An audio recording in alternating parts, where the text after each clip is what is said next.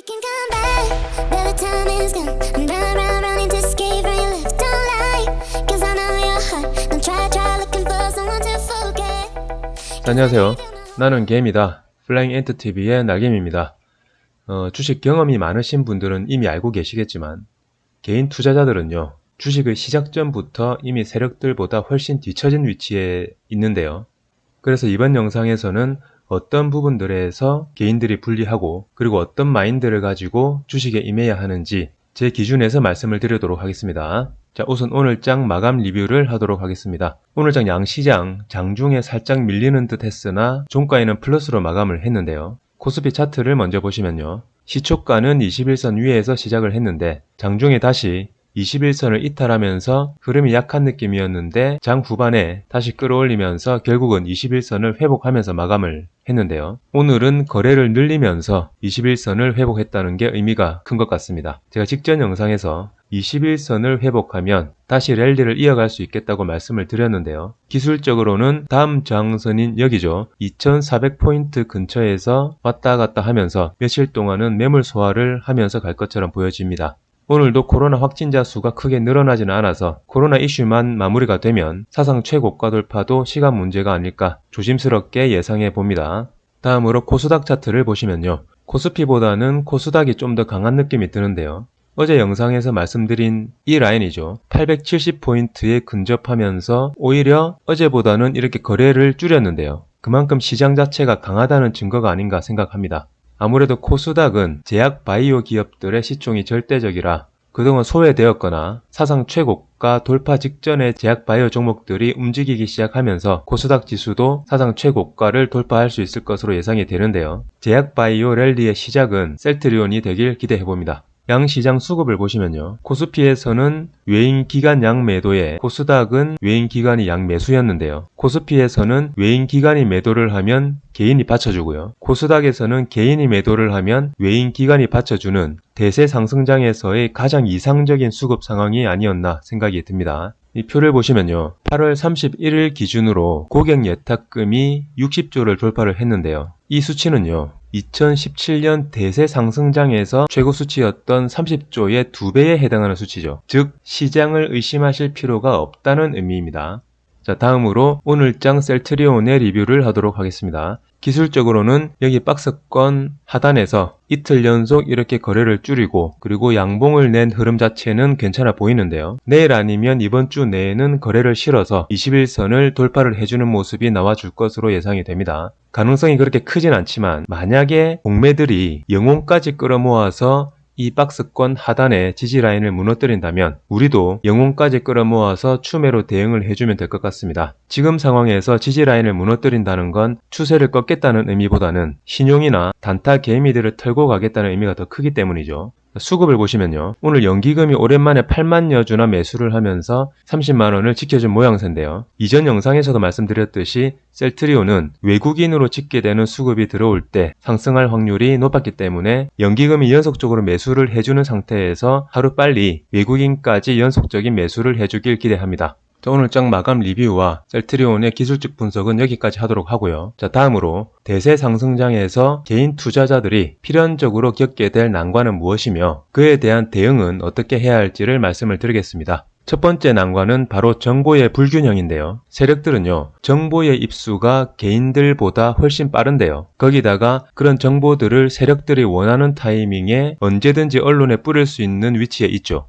돈만 주면 가능하니까요. 그래서 개인들이 그 뉴스를 접했을 때는 이미 세력들은 그 종목을 샀거나 판 경우가 대부분이라는 겁니다. 예를 들어서요. 최근 LG화학이 시장의 주도주로서 큰 상승을 보여주고 있는데요. 이 LG화학이 본격적으로 상승하기 직전인 올해 3월달 이전만 해도요. 언론에서는 LG화학에 대해서 부정적인 기사들을 쏟아냈었죠. 3월과 4월 당시에 나왔던 기사들을 보시면요. 줄줄이 목표가를 하향을 시키고 있고요. 그리고 LG화학과 삼성 SDI가 미국 배터리 공장 셧다운이라는 기사를 내면서 공포감을 조성을 하고 있죠. 하지만 최근에 80만원 근처까지 오르고 나서 기사들을 보시면요. 이렇게 줄줄이 목표가를 상향시키면서 목표가 100만원까지 언급을 하고 있죠.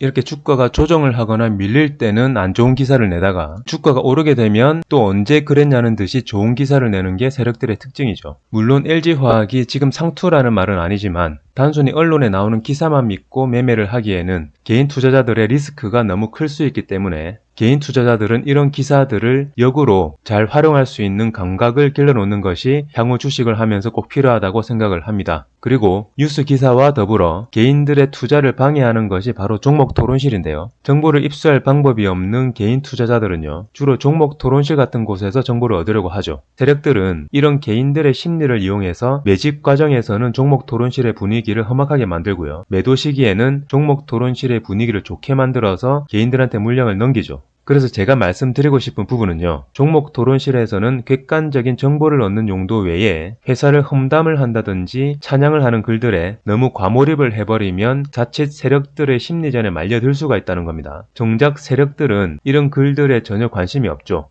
그래서 아마도 세력들은 댓글 알바들한테 알바비를 주고 골프나 치러 다니지 않겠나 하는 생각을 합니다. 이런 정보의 불균형은 오히려 역으로 잘만 이용하게 되면 큰 수익을 낼 수도 있으니까요. 잘 판단을 할 수 있는 시야를 기르는 것이 중요하다고 생각을 합니다. 그리고 개인들이 주식시장에서 겪게 될 두 번째 난관은요, 바로 기다림인데요. 최근 셀트리온의 상황도 마찬가지고요. 대세 상승장에서는 좋은 종목은 매수를 해서 기다리고만 있으면 큰 수익을 가져다 주는데요. 보통 개인 투자자들은 기회비용을 고려를 해서 내 주식이 안 가고 횡보하거나 빠지면 아깝다고 생각을 하죠. 왜냐하면 다른 종목들은 벌써 몇 배씩 오르고 있기 때문이죠. 그런데 제 경우도 그렇고요. 제 주변의 다른 투자자분들도요. 만약에 못 기다리고 그 종목을 팔아서 다른 종목을 사게 되면요, 새로 산 종목은 빠지고 팔았던 종목만 올라가더라고요.